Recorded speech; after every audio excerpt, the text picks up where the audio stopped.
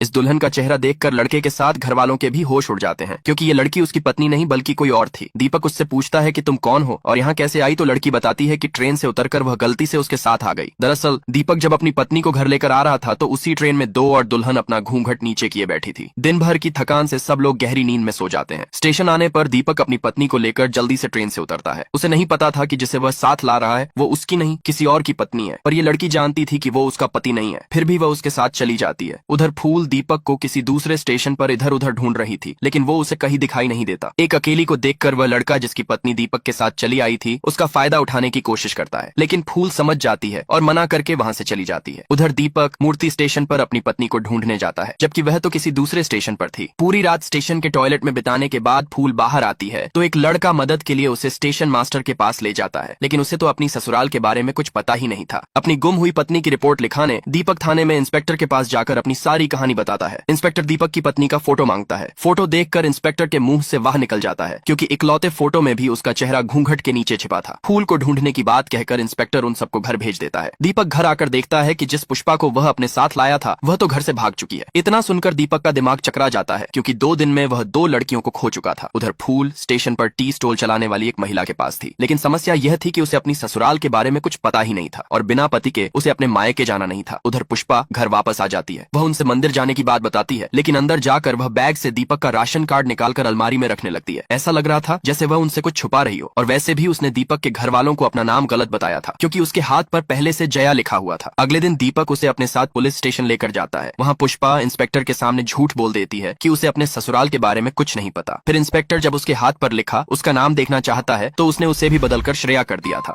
अपनी पत्नी को ट्रेन में खोने के बाद दीपक गलती से अपने साथ लाई इस लड़की को थाने लेकर जाता है। यहाँ भी यह लड़की अपनी चालाकी से इंस्पेक्टर को फुद्दू बना देती है, लेकिन इंस्पेक्टर उसकी चालाकी समझ जाता है। पुष्पा जब जाने लगती है तो इंस्पेक्टर उसका असली नाम जया लेकर आवाज लगाता है। नाम सुनकर वह तुरंत पीछे मुड़ जाती है। उसके मुड़ते ही इंस्पेक्टर को पक्का यकीन हो गया था कि ये लड़की जरूर कोई झोल कर रही है। उधर फूल अभी भी रेलवे स्टेशन पर ही थी और टी स्टॉल चलाने वाली इस महिला के काम में अपना हाथ बटाने लगती है। इधर पुष्पा का पीछा करके इंस्पेक्टर उसके बारे में जानकारी जुटाने की कोशिश में लग जाता है कि आखिर क्यों ये लड़की अपनी पहचान छुपा रही है, लेकिन काफी मशक्कत के बाद भी उसके घंटा हाथ नहीं लगता। अचानक एक दिन दीपक का भतीजा पुष्पा का फोन ढूंढ लेता है, जिसे पुष्पा ने सबसे छुपा कर रखा हुआ था। पुष्पा उसे गेम खेलने का लालच देकर उसके बारे में किसी को कुछ भी बताने से मना कर देती है। तभी उसे बिस्तर के नीचे से दीपक के भाई का एक स्केच मिलता है, जिसे दीपक की भाभी ने अपने हाथ से बनाया था। उसे पता चल गया था कि दीपक की भाभी एक अच्छी आर्टिस्ट है, तो वह उससे अपने लिए एक स्केच बनाने के लिए कहती है, लेकिन उसके बारे में किसी से भी बताने से मना कर देती। दीपक के इंतजार में फूल के हाथों की मेहंदी भी अब सूखने लगी थी। छोटू उससे कहता है कि ऐसे कब तक इंतजार करती रहेगी, तुझे अब पुलिस स्टेशन जाना चाहिए। लेकिन फूल को लगने लगा था कि इतने दिन अलग रहने पर क्या दीपक उसे अपनाएगा। इतना सुनकर मंजू माई गुस्से में फूल से कहती है कि अगर वह तुझे अपनाए तो इस बार तू ठुकरा देना, क्योंकि वही तो तुझे अकेला छोड़कर गया था। और फिर वह उसे कुछ पैसे निकाल कर देती है। इधर इंस्पेक्टर मनोहर को पुष्पा के बारे में सारी जानकारी मिलते ही वह तुरंत अपनी पुलिस टीम के साथ दीपक के घर पहुंचता है। इंस्पेक्टर को अचानक वहां देखकर दीपक इस सारे झमेले के बारे में पूछता है, तो उसे पुष्पा के हाथ पर उसका असली नाम जया लिखा हुआ दिखाया जाता है। इंस्पेक्टर दीपक से उसकी सारी कहानी बताता है। तभी दीपक की माँ पुष्पा का सामान और उसका फोन लेकर आती है। फोन देखकर दीपक उससे कहता है कि जब तुम्हारे पास फोन था तो तुमने अपने घर वालों को अपने बारे में क्यों नहीं बताया। तब इंस्पेक्टर कहता है कि अब तक इसने जो भी बताया था वह सब झूठ था। इंस्पेक्टर को लग रहा था कि पुष्पा एक चोर है, क्योंकि उसने सोने के कंगन बेचकर उन पैसों को अपनी गैंग की सदस्य किसी हेमा त्रिपाठी को मनी ऑर्डर किया था। लेकिन पुष्पा अब भी उनसे यही कहती है कि उसने ऐसा कुछ भी नहीं किया है।